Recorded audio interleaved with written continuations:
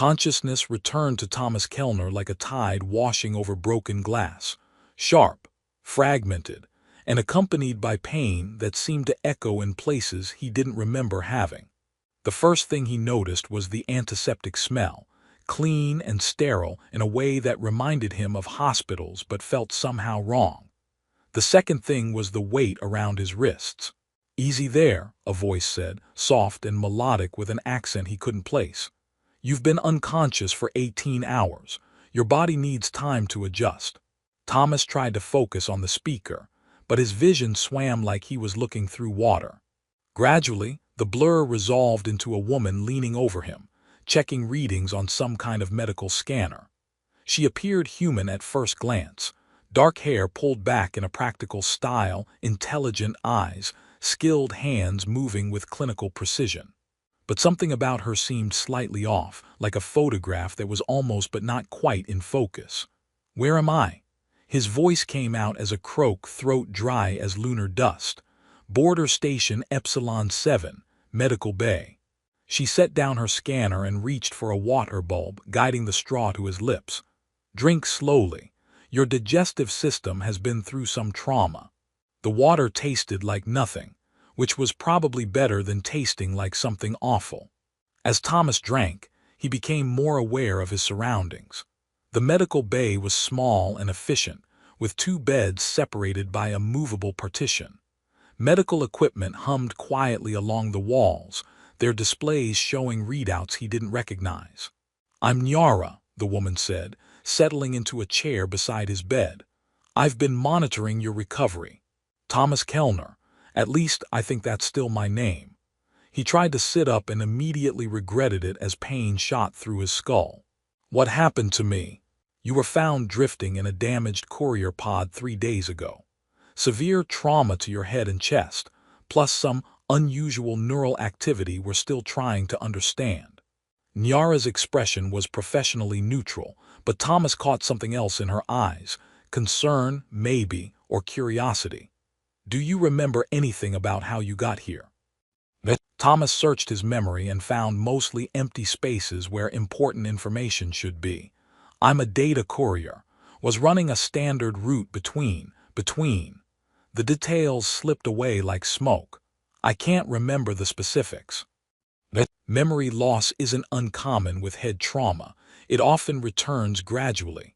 Nyara made a note on her tablet. "What's the last clear thing you remember?" "Loading cargo manifest data into my neural interface. Standard commercial run, nothing special." He paused, frowning. "Except there was something else. Something about the cargo that didn't feel routine." "Such as?" "I don't know. It's like trying to remember a dream after waking up. The harder I focus, the more it fades." Thomas looked around the medical bay again, noting details his foggy brain had missed before. "This doesn't look like a standard commercial station." "It's not. This is a border checkpoint between human space and the neutral zone." Nyara hesitated, as if deciding how much to reveal. "There's been increased tension in this sector recently, several incidents involving unauthorized crossings." That's when Thomas noticed the figure in the corner. A man sat perfectly still in the other bed, staring straight ahead without moving or speaking. His wrists were shackled just like Thomas's, but unlike Thomas, he showed no signs of recent injury. He just sat there like a statue waiting for someone to flip a switch. "Is he okay?" Thomas asked, nodding toward the silent figure. "He's stable," Nyara replied, but her tone suggested that wasn't the whole story. "Is he a soldier?" Nyara's expression shifted, something that might have been amusement flickering across her features. She glanced at the silent man, then back at Thomas, and smiled in a way that didn't quite reach her eyes. "More than that." The simple phrase sent an inexplicable chill down Thomas's spine. There was something in her tone, knowledge perhaps or warning, that suggested layers of meaning he wasn't equipped to understand. "What does that mean exactly?" "It means," Nyara said, standing and moving to check the silent man's readings, "that simple categories like soldier don't always apply in situations like this." Thomas watched her work. Noting the way she moved with practiced efficiency around equipment he was starting to realize wasn't entirely human in design. The medical scanners had organic curves that seemed to flow rather than mechanical angles, and their displays showed symbols that looked more grown than manufactured. "Nyara," he said slowly, "what kind of nurse are you exactly?" She looked at him over her shoulder, and for just a moment, her eyes seemed to shift color in the medical bay's artificial light. "The kind that keeps people alive when they probably shouldn't be." "That's not really an answer." "No," she agreed, "it's not." An alarm chimed softly, and Nyara moved to a wall console. The display showed what looked like approaching ships, multiple contacts moving in formation toward the station. "Dawn Patrol," she murmured, more to herself than to Thomas. "Right on schedule." "Is that good or bad?" That depends entirely on what you remember about why you're here." She turned back to him, her expression serious now. "Thomas, I need you to think very carefully. When you were loading that cargo manifest data, do you remember anything unusual about the interface process? Any sensations that didn't feel normal?" Thomas closed his eyes and tried to focus on the fragmented memories. There had been something different about the last data transfer, a moment when the neural interface had felt less like receiving information and more like something moving into his head and making itself at home. "There was a moment," he said slowly, "when it felt like the data was alive, like it was looking around inside my head and choosing where to settle." Nyara went very still. "Thomas, I need to run another scan, a deep neural pattern analysis. It might be uncomfortable." "Why?" She moved to a cabinet and withdrew a device that definitely wasn't human technology. All organic curves and surfaces that seemed to pulse with their own inner light. "Because I'm beginning to suspect you weren't just carrying data when you were found." "What else would I be carrying?" "Someone," she said quietly. "Someone who's been very patiently waiting for you to wake up." The implications of that statement hit Thomas like a physical blow. He looked at the silent figure in the corner, then at Nyara with her shifting eyes and two graceful movements, then at the approaching ships on the monitor. "Who are you?" He whispered, "Who are any of us?" Nyara activated her scanner, and Thomas felt a strange tingling sensation in his skull as the device began its work. "That," she said, "is exactly what we're about to find out." The scanner's readings made Nyara's face go pale. On the display, Thomas could see his own neural patterns overlaid with something else, something that moved and pulsed with independent thought. Something that had been waiting, hidden in the depths of his modified brain for this exact moment. "Oh no," Nyara breathed. "Thomas, we may have a very big problem." "What kind of problem?" She looked at him with something that might have been pity or fear or both. "The kind where everyone you think you know, including yourself, has been lying about who they really are." The neural scan results hung in the air between them like an accusation. Thomas stared at the holographic display showing his brain patterns intertwined with something distinctly non-human, something that pulsed with its own rhythm, and seemed to be studying the readouts with as much interest as he was. "That's not possible," he said, though the evidence was literally floating in front of his face. "I'm afraid it is." Nyara deactivated the scanner and moved to secure the medical bay's door. "Thomas, how much do you know about bioengineering? Specifically, neural modification for organic data storage?" "Nothing. I'm just a courier. I carry information from point A to point B and try not to ask questions about what I'm transporting." He paused, a horrible suspicion beginning to form. "At least that's what I thought I did." "You do carry information, but not the way you think." Nyara returned to his bedside, her professional demeanor cracking to reveal something that looked like genuine regret. "Thomas, you're not just a data courier. You're a bioengineered courier. Your neural pathways were surgically modified to allow you to carry living information, specifically living consciousnesses." Thomas felt the blood drain from his face. "Living consciousnesses. The entity sharing your brain space is a Kalahari diplomat named Saren. She volunteered to be stored in your neural matrix, as part of a treaty negotiation between our species and yours. Wait. Thomas struggled to sit up despite the pain. Our species and yours, you're not human. Nyara's appearance shimmered for a moment, like heat distortion, before resolving back to normal.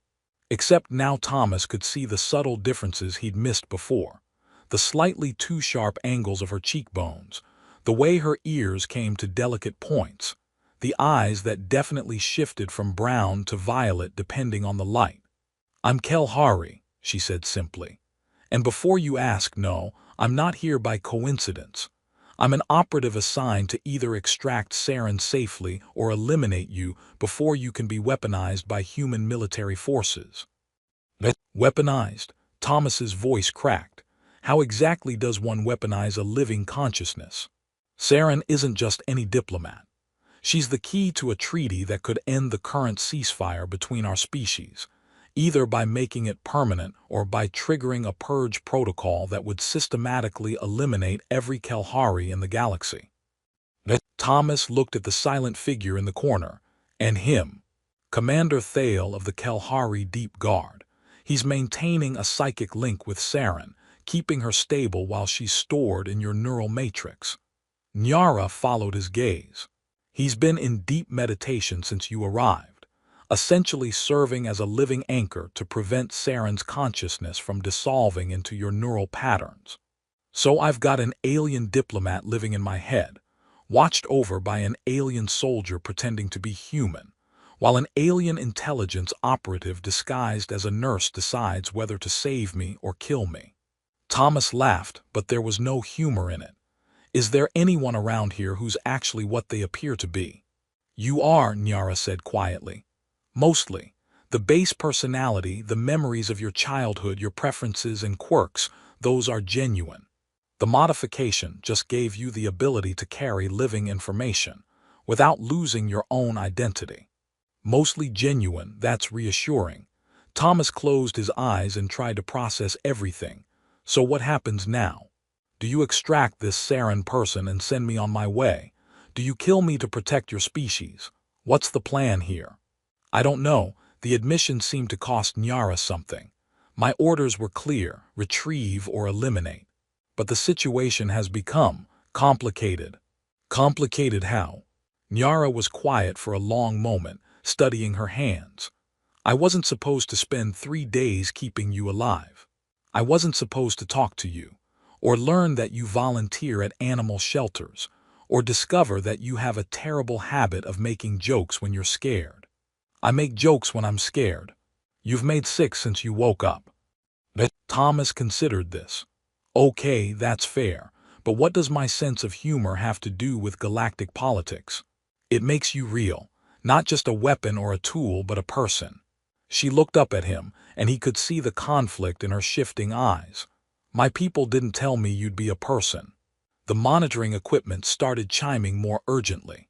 On the display, the approaching Dawn patrol ships had accelerated and were now broadcasting identification requests.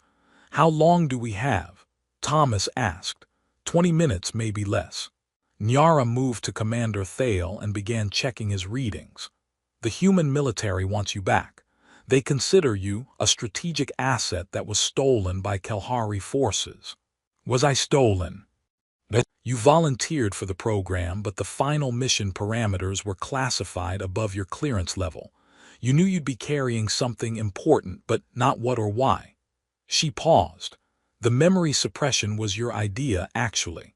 You said it would be easier to stay in character if you genuinely believed you were just a standard courier.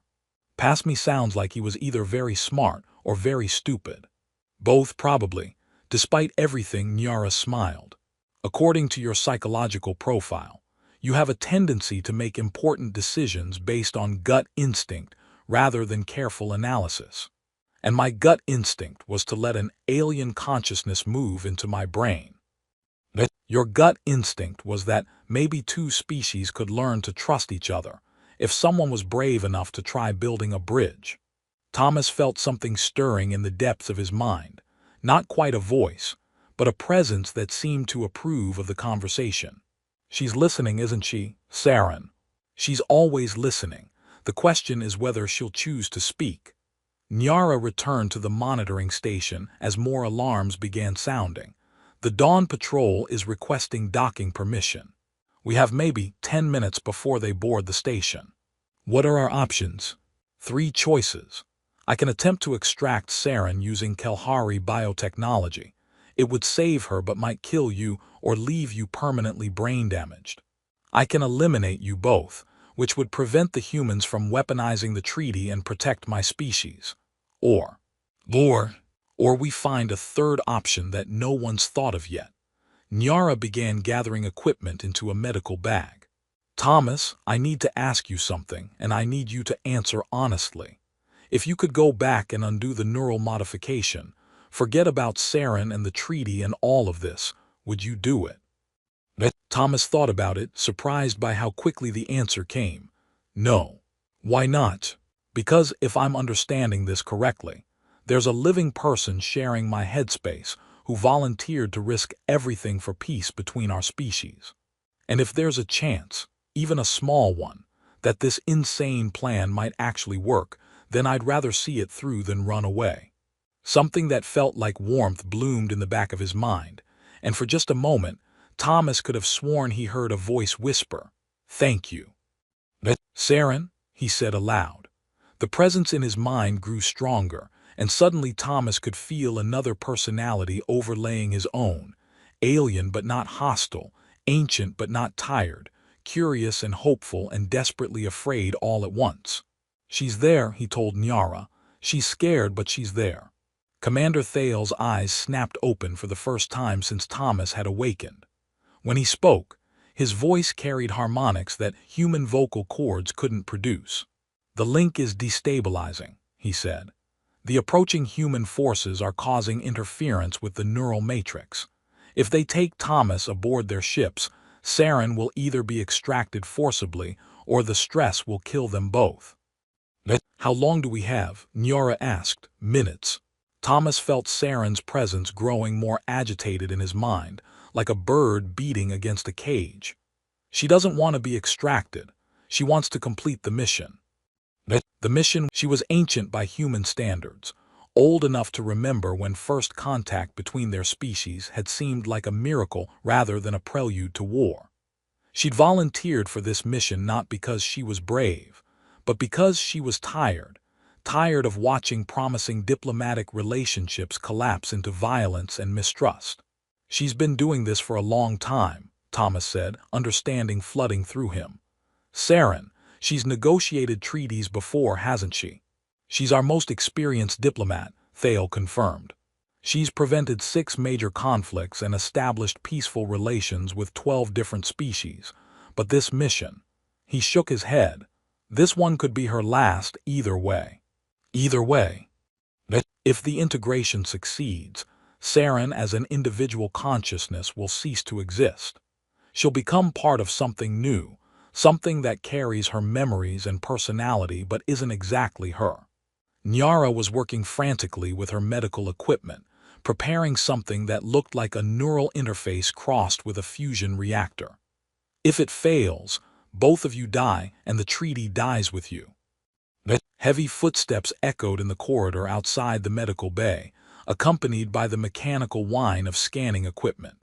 The human patrol was methodically checking each room, getting closer. "There's something else," Thomas said, more memories surfacing as Saren's presence grew stronger. "The treaty isn't just about ending the war, is it? It's about preventing something worse." Thale and Nyara exchanged glances. "What do you remember?" she asked. "Fragments, images of empty worlds, planets where cities used to be, now just glass and radiation." Thomas pressed his palms against his temples as the memories came faster. "The war isn't going to end with a ceasefire. Someone's planning to make it end with extinction." "The Purge Protocol," Thale said grimly. "If the treaty fails, if trust breaks down completely, there are elements in both species who believe the only solution is to eliminate the other side entirely. Both sides have the capability. Both sides have the weapons," Nyara confirmed. "What they don't have is the moral justification. Yet, But if this treaty falls apart, if it becomes clear that coexistence is impossible, they'll convince themselves that genocide is self-defense, Thomas finished. And Saren carries the codes to either prevent that or trigger it. Not just the codes, Thale said. She carries the authority to speak for both species. If the integration succeeds, you'll become the living embodiment of the treaty, someone who literally cannot betray either side because you'll be both. The scanning sounds were getting closer. Thomas could hear voices in the corridor, human voices coordinating search patterns and discussing extraction procedures with the casual efficiency of people who'd done this before. How long does the integration process take? Thomas asked. If everything goes perfectly, about an hour. Nyara activated her equipment and the bioorganic interface began to glow with soft, pulsing light. If there are complications, it could take much longer. And how long until our uninvited guests break through that door? Based on their equipment signatures, they'll breach the biolock in approximately 6 minutes. Thomas looked at the integration apparatus, then at Commander Thale, then at Nyara. So we need to perform an experimental medical procedure that's never been attempted before, which might kill me or drive me insane, all while under siege by people who want to forcibly extract an alien consciousness from my brain. That's an accurate summary, yes. And if we succeed, I'll become some kind of hybrid being carrying the hopes for peace between two species that mostly want to kill each other. Also accurate. Thomas felt Saren's presence pulse with what felt like grim amusement.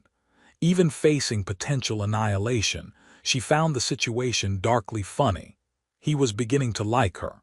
You know, he said, when I signed up to be a courier, the job description mentioned hazard pay but was light on the details.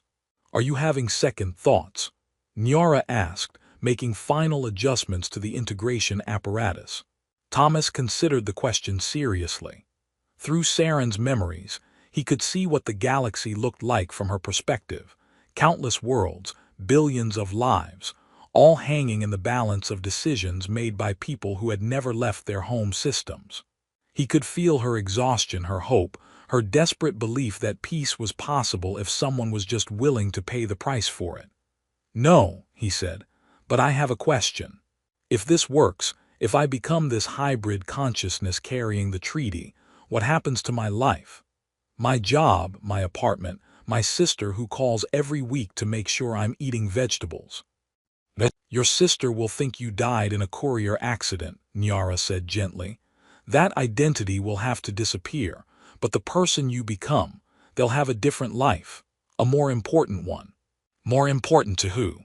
To everyone. The sound of plasma cutters began eating through the biolock. They were almost out of time. Thomas, Thale said urgently, the integration process requires your active consent. You'll need to consciously choose to merge with Saren, to allow her personality to interweave with yours. If you resist, even unconsciously, the process will fail. And if I don't resist, then you become something unprecedented. A living bridge between species, carrying the authority to negotiate on behalf of both. Thomas lay back on the medical bed and allowed Nyara to position the neural interface against his skull.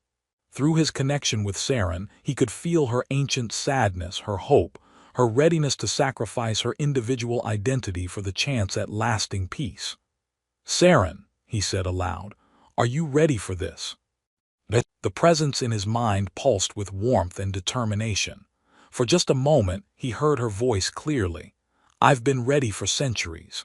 The question is, are you prepared to be more than human? The biolock began to fail, sparks flying as human plasma cutters carved through Kelhari biotechnology. Thomas closed his eyes and felt the integration apparatus begin its work, neural pathways opening and connecting in ways that had never been attempted before. I guess we're about to find out, he said, and surrendered himself to the transformation. The integration began like drowning in reverse. Instead of losing breath, Thomas felt himself gaining something vast and ancient and impossibly complex. Saren's consciousness flowed into his neural pathways like warm honey, carrying centuries of memory, wisdom, and desperate hope. Through the haze of transformation, he was dimly aware of the medical bay door finally giving way. Human soldiers in tactical gear flooded through the breach, their weapons trained on Nyara and Commander Thale, their scanning equipment screaming warnings about unauthorized neural modifications in progress. "Step away from the subject," the squad leader barked, his voice distorted by his helmet's speaker system. "This is a code black extraction scenario. Any interference will be met with lethal force." "You're too late," Nyara said, not moving from Thomas's side. "The integration is already begun. If you interrupt it now, you'll kill them both." "Acceptable losses," the soldier replied, raising his neural disruptor. "The subject contains classified military assets. Return of those assets takes priority over subject survival." Thomas wanted to laugh at the bureaucratic language, subject, assets, as if he and Saren were just equipment to be retrieved and catalogued. But laughter was becoming difficult as his sense of self began to blur and expand. He was Thomas Kellner, courier from New Geneva, who'd never seen combat but had once talked a suicidal man off a bridge using nothing but bad jokes and genuine concern. He was also Saren of the Kelhari First Council, who'd witnessed the birth of 3 civilizations and negotiated peace between species that had been trying to exterminate each other for generations. He was both. He was neither. He was becoming something new. "Integration at 40%, Nyara reported, her scanner casting shifting patterns of light across the medical bay. "Neural pathways are adapting faster than projected. Both consciousnesses are cooperating with the process." Commander Thale stepped between the soldiers and the medical bed, his posture shifting from human diplomatic to something more predatory. "You will not interfere with this procedure." "Stand down, alien. You are outnumbered and outgunned." "Am I?" Thale's form shimmered, revealing the true extent of his non-human nature. His apparent humanity fell away like a discarded costume, revealing something taller, more graceful, with skin that seemed to absorb light rather than reflect it. His hands elongated into claws, and when he smiled, it revealed teeth designed for purposes other than eating vegetables. "I am Commander Thale of the Deep Guard," he said, his voice carrying harmonics that made the human's equipment screech with feedback. "I have killed more of your species than you have killed of mine, but today I would prefer not to add to that total." The soldiers hesitated, their training warring with basic survival instincts. In that moment of uncertainty, Thomas felt the integration process surge forward. 60%, 70, memories that weren't his flooded Thomas's consciousness. Standing in the ruins of Arcturus colony, seeing the bodies of civilians who died because diplomacy had failed. Negotiating with the hegemony of Vega while their planet burned in the background. Watching species after species choose extinction over compromise. But alongside Saren's ancient grief came her hope, the unshakable belief that intelligence beings could choose cooperation over conquest, that the universe was big enough for everyone if they were willing to share it. "Integration at 80%, Nyara announced. "Both personalities are stabilizing into a unified matrix." The squad leader raised his neural disruptor, but before he could fire, another voice cut through the tension. "Belay that order." A new figure entered the medical bay, an older human woman in civilian clothes, her bearing suggesting authority despite her lack of uniform. The soldiers immediately lowered their weapons. "Director Morrison," the squad leader said, confusion evident even through his helmet's voice distortion. "The operation parameters have changed," she said, studying Thomas with interest rather than hostility. "Our intelligence was incomplete. The integration process isn't a theft of human assets. It's the activation of a fail-safe protocol we helped design." Thomas felt himself reaching the final stages of integration, his sense of individual identity dissolving and reforming into something larger. Through Saren's knowledge, he understood what Director Morrison meant. The bioengineering program hadn't been a human initiative stolen by Kalhari operatives. It had been a joint project, designed by both species as a last resort if conventional diplomacy failed. Thomas hadn't been kidnapped. He'd volunteered for something both governments were too politically cowardly to admit they'd authorized. 90%, Nyara said. Final integration commencing. Thomas felt himself expand beyond the boundaries of species, beyond the limitations of single-perspective thinking. He was human enough to understand human fears and motivations, Kalhari enough to comprehend their ancient wisdom and patient worldview. He was something unprecedented, a consciousness that belonged fully to both species and could therefore speak with absolute authority for either. The transformation completed with a sensation like sunrise, warm and gradual, and filled with promise. Thomas opened his eyes, not Thomas's eyes or Saren's eyes, but the eyes of something new, and sat up on the medical bed. Integration complete, he said, his voice carrying harmonics it had never possessed before. All systems stable, treaty protocols active. Director Morrison stepped forward. State your identity for the record. I am Thomas Saren Kellner, he replied, the name forming naturally as if he'd carried it his entire life. I am the living embodiment of the Kalhari Human Cooperation Treaty.